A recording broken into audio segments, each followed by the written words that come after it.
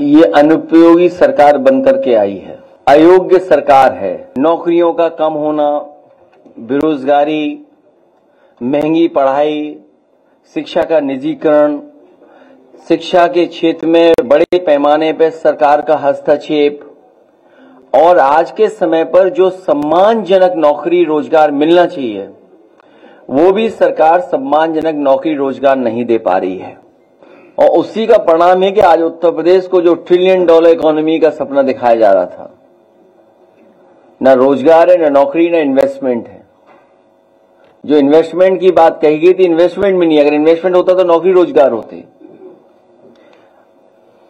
वो सेलेक्टिव है और इतना ऑर्गेनाइज्ड करप्शन कभी देखने को नहीं मिला जो इस सरकार में भारतीय जनता पार्टी की में देखने को मिल रहा है। बहुत बुरा हाल है अस्पतालों का, बहुत बुरा। इलाज नहीं मिल पा रहा है, दवाइयां नहीं है, लंबी लाइन है और जो बने थे अच्छे अस्पताल वो ही बर्बाद कर दिए।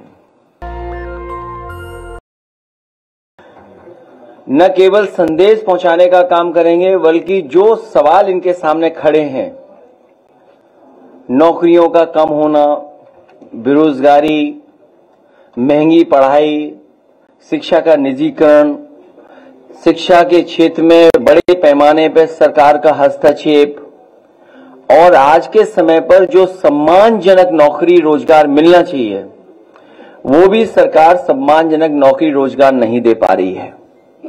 डिलीवरी बॉय बना दे रही है। जो लोग ये कहते थे कि सस्ती पढ़ाई कराएंगे, एजुकेशन को बेटर करेंगे, लेकिन निजीकरण के बहाने पढ़ाई लिखाई और रोजगार, नौकरी हमारे पीडीए परिवार से दूर करते चले जा रहे हैं। जब निजीकरण होगा शिक्षा का, विदेशी यूनिवर्सिटीज आएंगी तो हमारे बच्चों की पढ़ाई भी बहुत महंगी हो जाएगी, वो पढ़ नहीं पाएंगे, उन्हें नौकरी रोजगार से दूर करने का ये साजिश षड्यंत्र चल रहा है। और साथियों ने यहां भी कहा कि जो काला चश्मा लगा करके आए थे वो उजाला नहीं देख सकते। जो काला चश्मा लगा करके आए थे वो उजाले से दूर हैं और उसी का परिणाम है कि आज उत्तर प्रदेश को जो $1 ट्रिलियन इकोनॉमी का सपना दिखाया जा रहा था, न रोजगार है, न नौकरी, न इन्वेस्टमेंट है। जो इन्वेस्टमेंट की बात कही गई थी, इन्वेस्टमेंट में नहीं, अगर इन्वेस्टमेंट होता तो नौकरी रोजगार होते। वो सेलेक्टिव है और इतना ऑर्गेनाइज्ड करप्शन कभी देखने को नहीं मिला जो इस सरकार में भारतीय जनता पार्टी की में देखने को मिल रहा है। अखबारों के माध्यम से जो पढ़ने को मिलता है, जीएसटी की चोरी पहले 165 करोड़ की, फिर 300 करोड़ से ऊपर की, फिर और तमाम ऐसे काम हो रहे हैं अपने लोगों को लाभ पहुंचाने का। तो भ्रष्टाचार भी चरम सीमा पर है, जिसके वजह से महंगाई है। हमें उम्मीद है कि यही कार्यकर्ता सब मिलकर के गांव जाएंगे, संगठन बनाएंगे, बूथ स्तर पर काम करेंगे और समाजवादी पार्टी को आने वाले समय में आगे बढ़ा करके सरकार बनाने का काम करेंगे। जो हर पार्टी ने पहले फैसला लिया कि आतंकवाद के खिलाफ और आतंकवाद जड़ से खत्म हो, उसकी ब्रांचेस टूट जाएंगी तो फिर जड़ से आ जाएगा। इसलिए जड़ से समाप्त हो, हम लोग पूरी सरकार के साथ हैं, आतंकवाद खत्म हो। ये अनुपयोगी सरकार बनकर के आई है, अनुपयोगी। और अयोग्य सरकार है। जब डिजिटल की बात हुई तो साइबर क्राइम इतना क्यों बढ़ गया, या साइबर फ्रॉड क्यों बढ़ गया, या म्यूल अकाउंट्स क्यों इतने हो गए? आपको याद होगा देश की सबसे बड़ी बैंक ने एक अखबार में ऐड दिया था जिसमें एक गधा जेल के अंदर है, और जब आपत्ति हुई उस ऐड पर, उसके बाद से वो ऐड अभी तक नहीं आया। साइबर फ्रॉड में या जो इस तरह का क्राइम हो रहा है, यूपी नंबर 1 है। सबसे ज्यादा इस तरह का फ्रॉड यूपी में हो रहा है और सरकार हाथ पे हाथ रख करके बैठी हुई है। आए दिन लोगों से पैसा लूटा जा रहा है, कभी डॉक्टरों से, कभी आईएएस ऑफिसर से, कभी और पुलिस ऑफिसर से। कोई भी नहीं बचा पा रहा है। जो कम जानकार हैं उन पे भी हो रहा है और जो जानकार हैं, पढ़े लिखे हैं, उनके साथ भी हो रहा है फ्रॉड। और सरकार कुछ नहीं कर पा रही, इसीलिए यूपी नंबर 1 है साइबर क्राइम में और साइबर फ्रॉड में। जहां तक की शिक्षा की बात है, तो जो सरकारी स्कूल है 1 से 5 तक की, उसमें जो बच्चे हैं लगातार जो एडमिशन हो रहे हैं प्राइवेट में हो रहे हैं, लेकिन सरकार ये नहीं सुनिश्चित कर पा रही है कि जो बच्चे सरकारी में नहीं ऐड हो पा रहे, क्योंकि ऐसे स्कूल है जिसमें 20 से 25 बच्चे हैं। इस बार चुनाव जो होगा वो होगा चुनाव योगी बनाम प्रतियोगी। जो पढ़े लिखे लोग हैं, जो रोजगार चाहते हैं, जो शिक्षा के क्षेत्र में बदलाव चाहते हैं, गुणवत्ता के साथ शिक्षा चाहते हैं, वो सभी इस सरकार को हटाने में लगेंगे।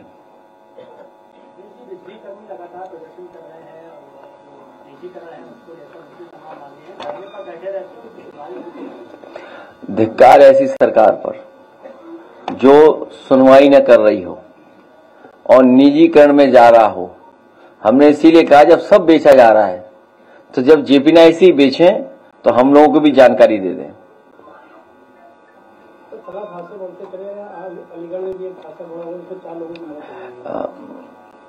प्रतिदिन बड़ी संख्या में लोगों की जान जाती है। प्रतिदिन यूपी नंबर 1 है रोड एक्सीडेंट्स में। साउथ इंडियन जो स्टेट्स हैं उनमें से कुछ है, डेटा आता है जो डेटा कह रहा है।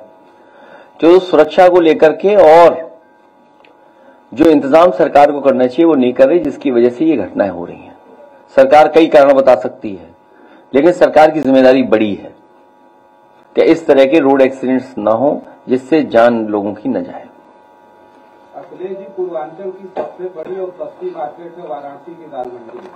वहाँ 10,000 दुकानें हैं, करोड़ों का डेली का व्यापार है, लेकिन श्रद्धालुओं की परेशानी का हवाला देकर के 10,000 दुकानें तोड़ी जा रही हैं। हमारा डेलीगेशन मिला था उनसे, लीडर ओपोजिशन मिले थे। जो विकास विनाश की ओर ले जाए हम उसके पक्ष में नहीं है, उजाड़ दे हम उसके पक्ष में नहीं है। कुछ लोगों के हाथ में ही विनाशकारी रेखा है, उनसे सावधान रहें।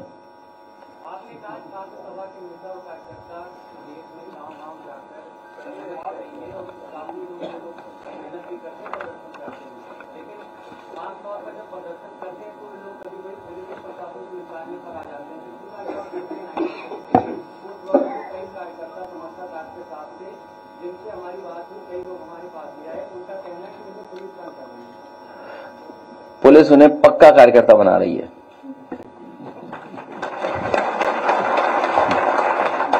वो जीवन भर समाजवादी रहेंगे। अब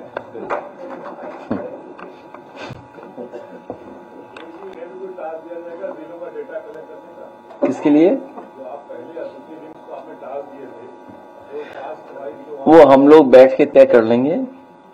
इन लोगों को भी जिम्मेदारी से काम करना है। नंबर 1 अनुशासन, दूसरा व्यवहार अच्छा, तीसरा एक दूसरे के प्रति सम्मान की तरह, सम्मान से देखना, सम्मान से जुड़ना। तो ये काम लगातार करते रहेंगे लोग। पीढ़ी की ताकत को और मजबूत करेंगे।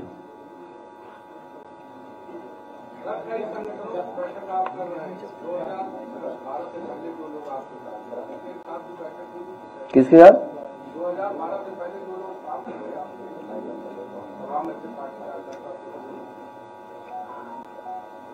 नहीं, मेरी जानकारी में नहीं है। जो जानकारी आप पर है वो मेरे पास वो जानकारी नहीं है। जो जानकारी आप पर है वो जानकारी अभी आई नहीं है हमारे पास।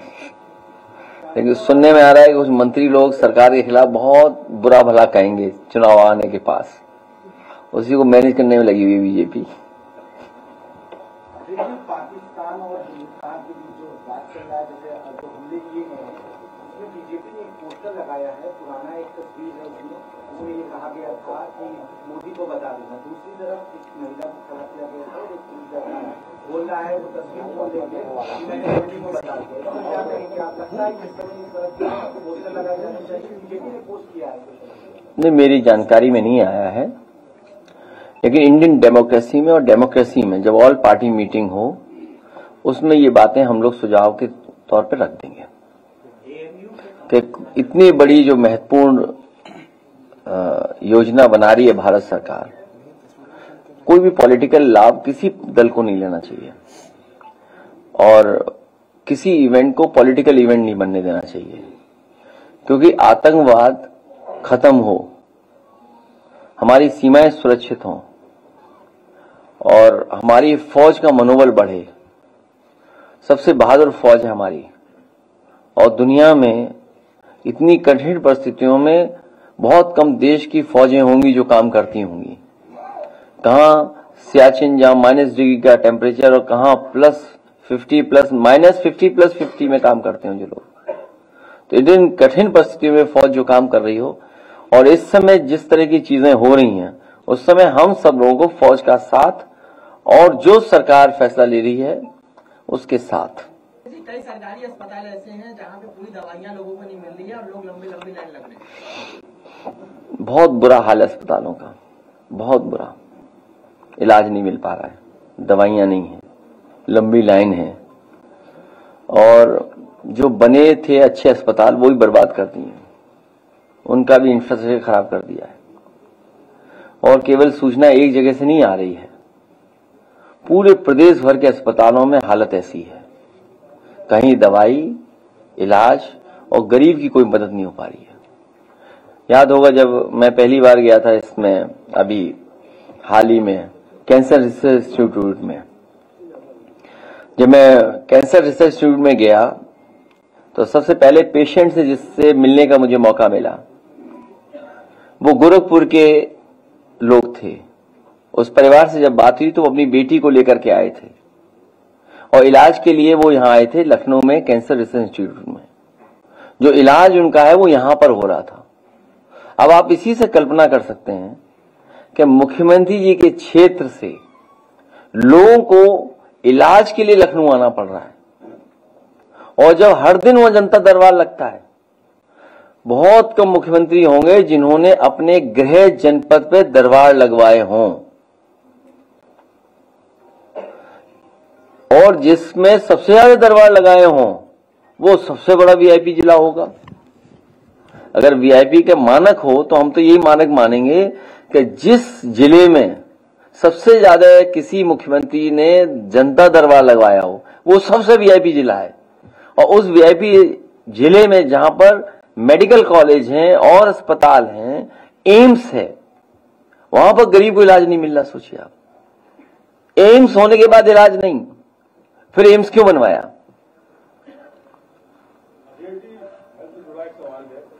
लखनऊ में जो कल्याण जी कैंसर इंस्टीट्यूट बनाया गया है, वहाँ पर पेट स्कैन मशीन नहीं है, जबकि कैंसर के इलाज की शुरुआत भी पेट स्कैन से। वो समाजवादियों का बनाया हुआ कैंसर इंस्टीट्यूट है, भारतीय जनता पार्टी ने केवल नाम बदल दिया है। और जितना उसको बन जाना चाहिए था वो नहीं बनने दिया। और उसके पीछे अगर आप जाएंगे तो सुनने में आया है कि जो मेडिकल यूनिवर्सिटी बनी है वो एडमिनिस्ट्रेटिव यूनिवर्सिटी है, मेडिकल कॉलेज नहीं है वो, जिसका शिलान्यास प्रधानमंत्री जी ने लोक भवन के सामने किया था। हालांकि वो बटेश्वर में बनना चाहिए था, बटेश्वर में नहीं बना, वो बना समाजवादी लोगों के जो इंफ्रास्ट्रक्चर का प्रोजेक्ट बन रहा था उसकी बची हुई जमीन को बदल करके नक्शे पर उन्होंने वो मेडिकल यूनिवर्सिटी बनाई, अटल बिहारी वाजपेयी मेडिकल यूनिवर्सिटी। वो एडमिनिस्ट्रेटिव यूनिवर्सिटी है, वहां मेडिकल कॉलेज नहीं है। मेडिकल यूनिवर्सिटी तो बस इलाज नहीं हो रहा वहां। तो आप इसी से कल्पना कर सकते हो स्वास्थ्य का क्या हाल है। तमाम जो अभ्यर्थी हैं वो शिक्षा निदेशालय पे 4 दिन से बैठे हुए हैं। आपके माननीय विधायक जी ने सदन में भी सवाल उठाया था, लेकिन वो आज भी आरक्षण को लेकर के आधिकारिक टालम टोल कर रहे हैं और वो लगातार धरने बैठे हैं। नौकरी और आरक्षण बीजेपी के एजेंडे में नहीं है। नौकरी और आरक्षण बीजेपी के एजेंडे में नहीं है। यही तो हम चाहते हैं कि इंफ्रास्ट्रक्चर अच्छा हो प्रदेश का। देखिए, अगर जेपीएनआईसी का ऑडिटोरियम चल गया होता, जो ऑडिटोरियम हम लोगों ने बनाया, देश का one of the best auditorium था वो, आपको विज्ञान भवन से भी अच्छा मिल गया था। भारतीय जनता पार्टी के लोग जलस लोग हैं, किसी भी अच्छे काम को पसंद नहीं कर सकते। रिवर फ्रंट देश का एग्जेम्पलरी काम है, ये गोमती रिवर फ्रंट, और आपका बंद कर दिया, नहीं बनने दे रहे हैं। मैं उस दिन अखबार में पढ़ रहा था साबरमती का कि 50 किलोमीटर का और वहां कर रहे हैं, अपना बना रहे 50 किलोमीटर और हमारे अनुपयोगी मुख्यमंत्री इसको बंद कर दे रहे हैं। जेपीएनआईसी पे ही अब आया है कि एनडीए 8 वर्षों बाद जेपीएनआईसी को फिर से खोलने जा रहा है। मैंने आपसे निवेदन किया है, आपके माध्यम से सरकार तक बात पहुंच जाए कि जिस तरीके से उन्होंने बहुत से सरकार के एसेट्स को बेचा है, इसको अगर बेचेंगे तो हम समाजवादी लोग मिलकर के चंदा लेकर के इसको खुद खरीद लेंगे। हम लोगों ने, क्योंकि इसके साथ हमारा आइडियोलॉजिकल जो इमोशनल अटैचमेंट है वो बड़ा है, जिसको नेताजी ने शुरू किया हो, शिलान्यास किया हो, और उस समय बहुत से देश के बड़े लीडर्स आए थे, और आज भी लोहिया पार्क वही है, उसी का हिस्सा कट करके जेपीएनआईसी बना है। लोहिया पार्क में आप खुद मुझसे बेहतर जानते होंगे, कोई आईएएस ऐसा नहीं जो वहां टहलता हो। जो हम लोगों पे अन्याय करता है आईएएस, वो भी वहीं घूमता है, वहां के पेड़ पौधे देख रहे हैं कि कौन है ऐसा। और आज भी सबसे अच्छी क्वालिटी का प्लांटेशन आपको लोहिया पार्क में मिलेगा या जनरल पार्क में मिलेगा। नेशनल दस्तक की आपसे गुजारिश है कि अगर इसको बचाना चाहते हैं तो नेशनल दस्तक को सब्सक्राइब करने के लिए रेड कलर के सब्सक्राइब बटन को दबाएं, फिर बेल आइकन की घंटी दबाएं। नेशनल दस्तक को बचाने के लिए बहुत जरूरी है कि हर खबर को शेयर करें, लाइक करें, कमेंट जरूर करें।